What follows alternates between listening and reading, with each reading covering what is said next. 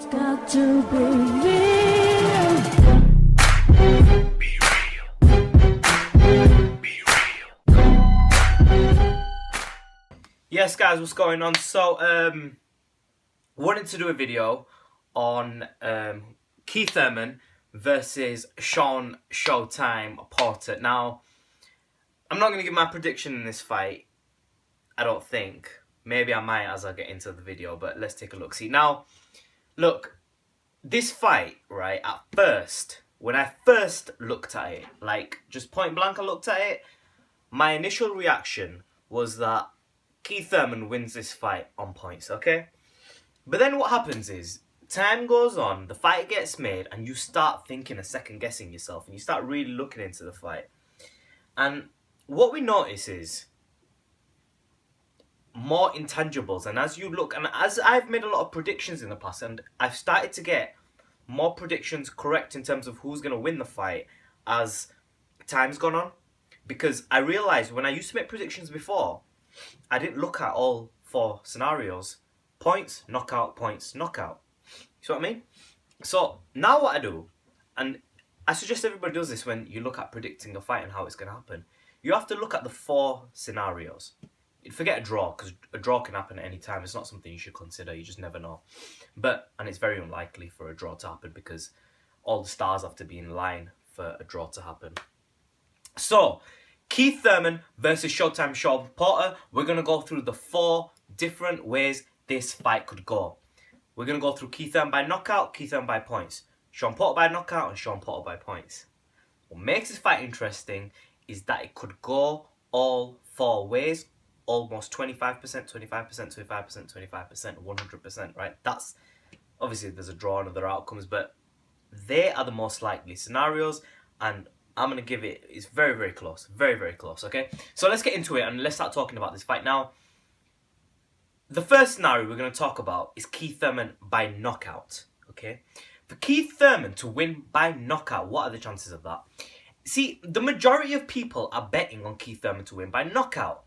However, if we were to look at the past 15 to 20 fights in boxing, in the welterweight division, you would notice, and I haven't done no statistical analysis on this or anything like that, I haven't run no multi-linear regressions or anything of that nature. However, if we think at the top of our heads, in the welterweight division, we look at Danny Garcia versus Robert Guerrero. We look at Mayweather versus Berto. We look at Pacquiao versus Algieri. Pacquiao versus Mayweather.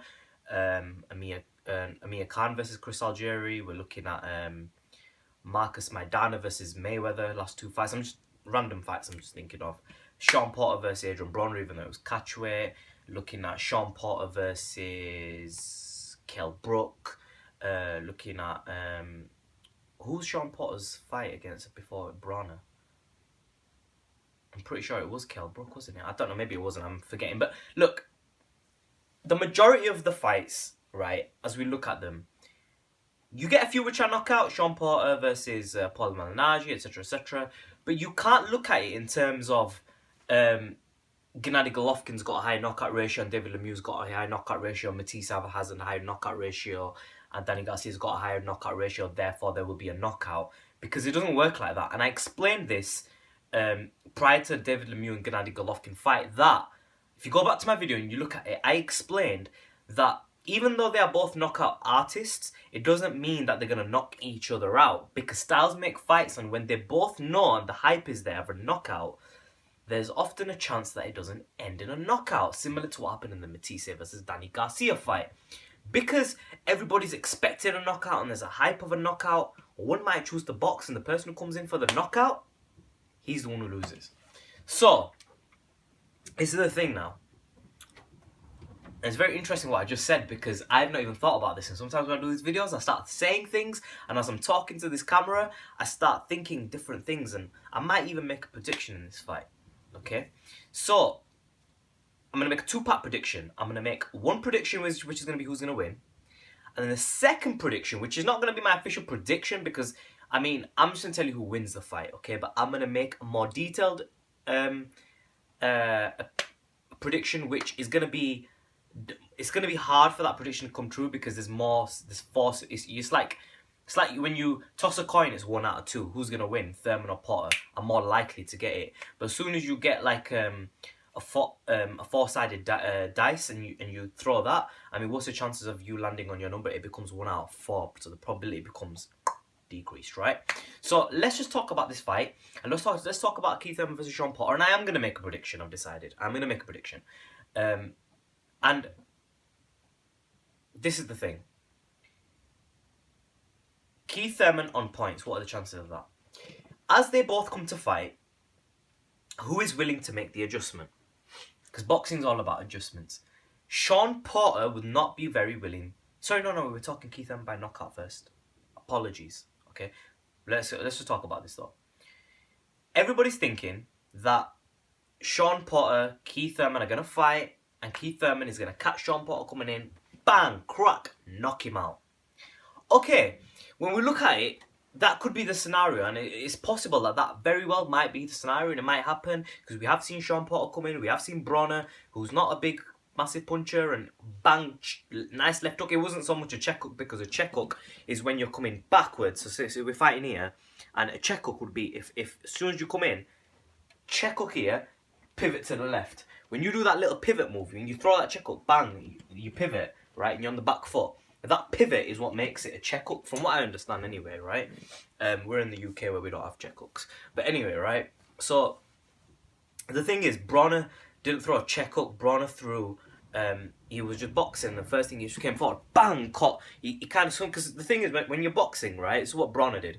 When you are boxing and you throw a jab, bang, down the pipe, right? There's your jab. Okay, so your jab is bang down the pipe.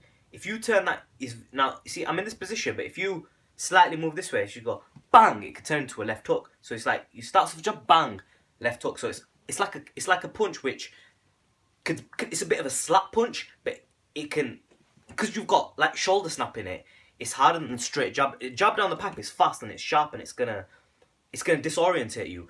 But when you throw the left hook, right, which is it's like a bang, a left hook like that, it's not gonna have as much power as a fully fledged short left hook. Or if you're coming under a big, or a Danny Garcia left hook, which is coming swinging. But what it's going to do is you're just going to bang, you're just going to throw it quick. Because your hand's here, right? And your opponent's going to think, is it a jab? Is it a small slap hook? Or is it a bang? Is it a left hook? What's he going to throw, right? And there's so many varieties in boxing, that's why it's called the science, yeah? But the thing is, Bronner threw a lead left hook from what I remember. I don't believe there was any follow-up hooks, right? Or any follow-up punches.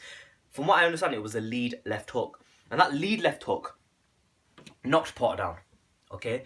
But Porter got back up. Now, Kell Brook, right, faced Shawn Porter. And when Shawn Porter was coming in, right, and he fights like this in his little Mike Tyson stance, and he's like a 147-pound Mike Tyson. He comes in, like, bobbing and weaving, right?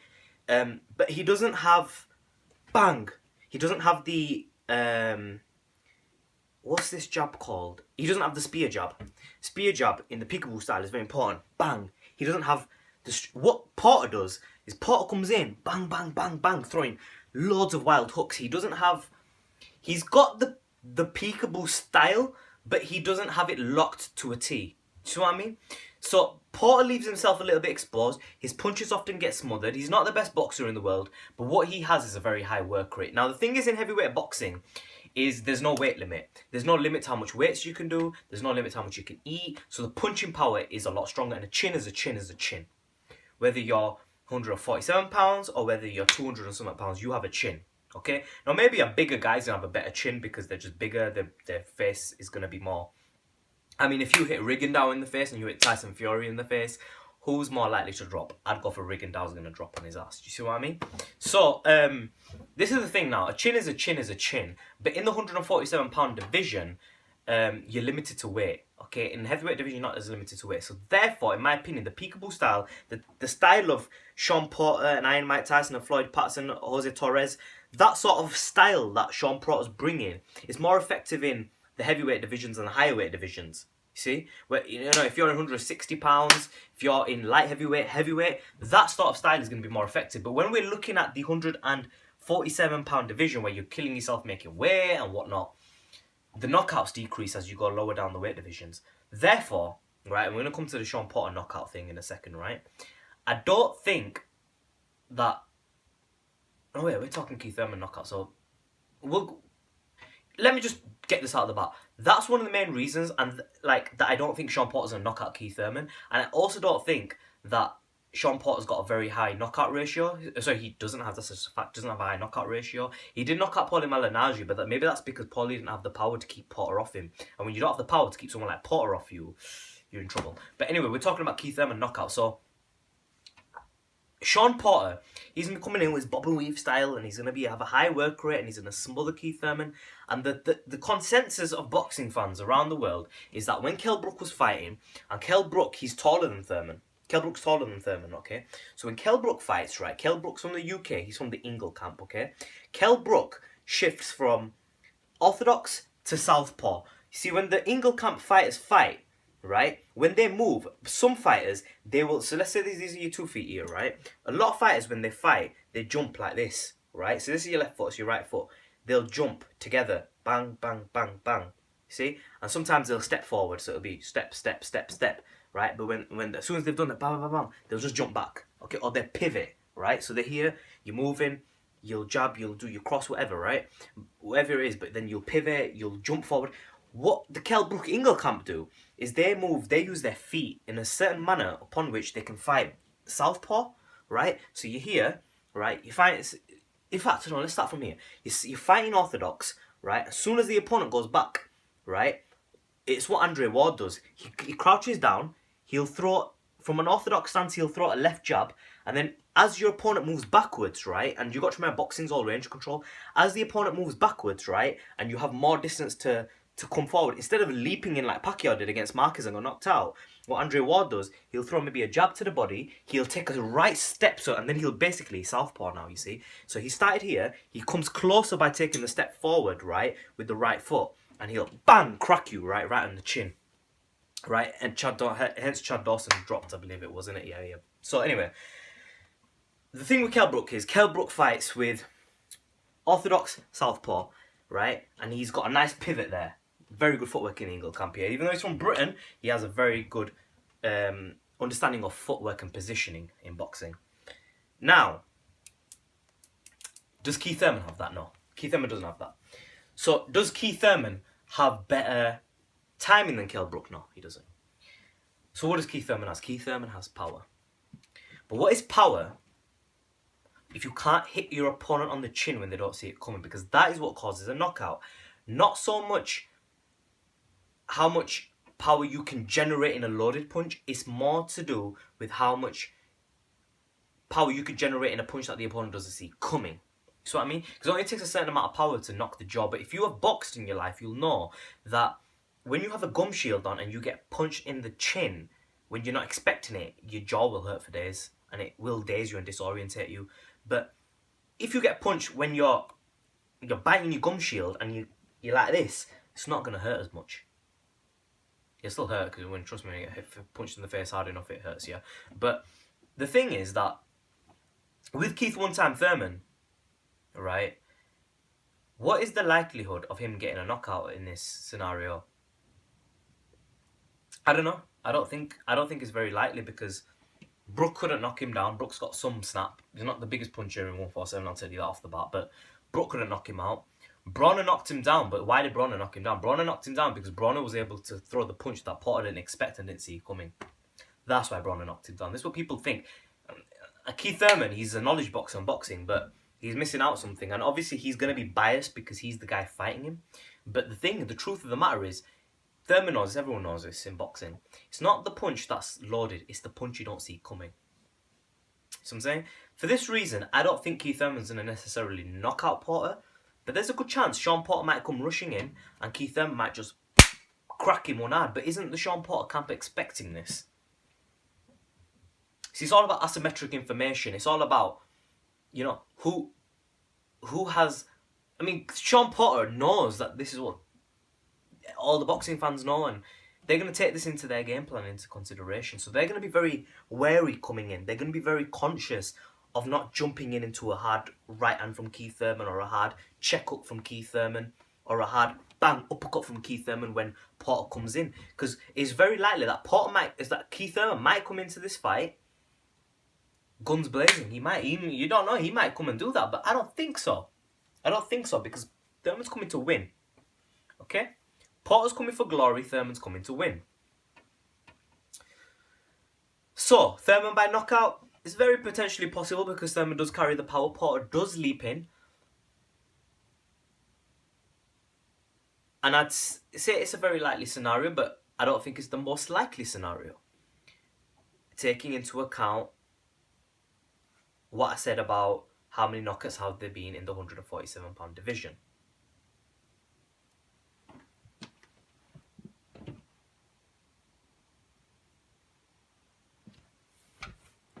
Apologies, okay? So, moving on swiftly from this, okay, let's talk about Keith Thurman by points, okay? So, Keith Thurman by points, okay, is what I think is the most likely scenario, okay? And I'm going to predict that Keith Thurman wins this fight. I'm going to tell you his prediction now, because I don't need to wait till the end of the video, right, to hear my prediction. But I think Keith Thurman wins this fight, okay? I think Keith Thurman wins this fight. If you have to ask me, how do I think Thurman wins? I think Thurman will probably win on points. Reason being why is because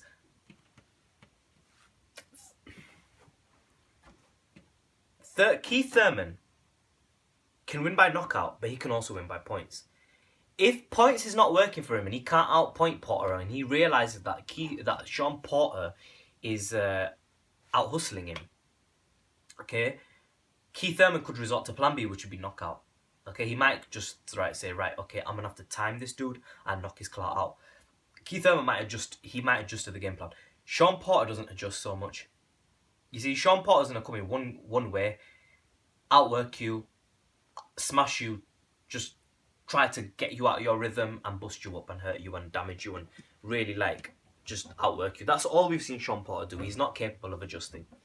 Keith Thurman is going to know this, he's going to understand this, and therefore, Keith Thurman is the one likely to make the adjustment. So if it's not by points, it's by knockout. But the thing is that I think that Keith one-time Thurman will win this fight. Whether it's by knockout or points, I don't know. But I think he's got the ability to make the adjustment. If he comes out guns blazing and it's not working, he'll switch to the points, right? And he'll start outboxing Porter if he can't. If he's finding out that he's not getting close to catching him and he's making wild misses and Porter's counter-punching him, Keith Thurman might resort to boxing. He's the adjustment fighter here. So I mean, who's willing to make the adjustment? Is it Gennady Golovkin? Is it David Lemieux? Is it Danny Garcia or is it Lucas Matisse? Is it Mayweather or is it Marcus Maidana? You see what I mean? So here's the thing, boxing's all about adjustments. Mayweather has taught us that. And the fighter who makes the adjustments, Sugar Ray Robinson, right, will win the fight. Mayweather Pacquiao. So, for this reason, I think Keith Thurman could possibly outpoint Porter. And I think that this could be the scenario because, like I said, if you take into the account, right, that, I mean, what's the guarantee that Keith Thurman knocks Shawn Porter down and Shawn Porter stays knocked out? I mean, he'll get a 10-8 round for that with Keith Thurman, but he might not be able to stop Porter. So, I mean, he might not be able to get a TKO or a KO.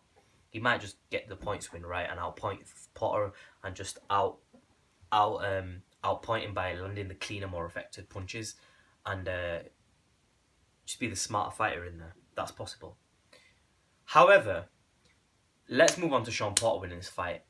If Shawn Porter wins this fight, which like I said is a 50-50, it's a very close fight. I imagine for Thurman, but it's a very close fight, The way that Shawn Porter wins this fight is not by knockout, in my opinion. He wins by points. Because he will out-hustle Thurman, he will outgun Thurman, he will not give Thurman any room to breathe. He will not, and we know Thurman has shown some damage by taking a punch to the body from Luis Calazo. And we've also seen that Thurman has been hurt by Jesus Soto Caras. So just because he's hurt doesn't mean he's got a glass chin, and just because he's been punched by Luis Calazo in the body once and got hurt doesn't mean he's got a glass body. But what it means is he has shown us some vulnerability there. He's not got a Julio Cesar Chavez senior chin. We know that for a fact. You see what I mean? He hasn't got, he's not going to be able to take a punch like Saul Canelo Alvarez to the body. I'm just assuming Canelo can take a punch to the body, but you see what I mean? So, we've seen that there's some vulnerabilities there. How bad they are, I don't know. I think every fighter can get knocked out, any fighter can go down, and I think this whole glass chin hypothesis is one of the most overhyped thing in boxing. You can have a solid chin, but I don't think any boxer's got really a glass chin. I think if you catch anyone when they don't see it coming, you can go down. I've seen even people with amazing chins go down. So the thing is, right, Shawn Porter by points. I think that's a very likely scenario. If Shawn Porter wins this fight, I think this is how he wins. I don't think he will knock out Keith Thurman. I think that's unlikely. If I'm wrong, I'm wrong, but I don't think I am. I just think that if Shawn Porter's going to win this, it has to be by out-hustling Thurman, not allowing him to breathe, just being so tight on the inside that Thurman can't do anything. He can't do anything. If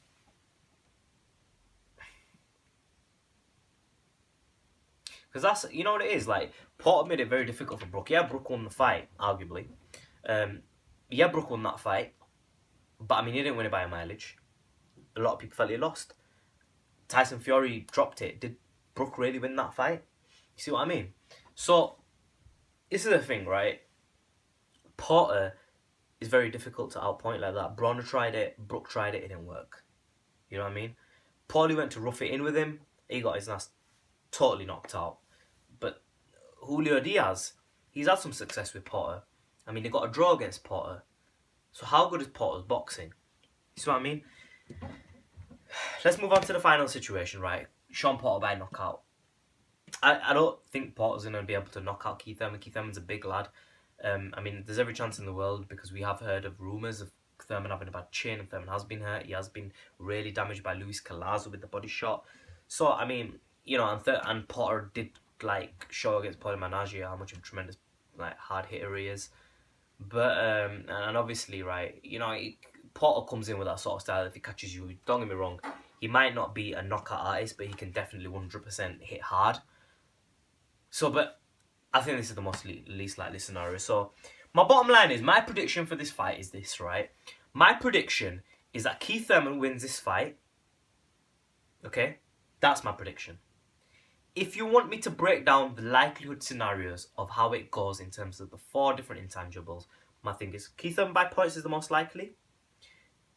I think Shawn Porter by points is the second most likely.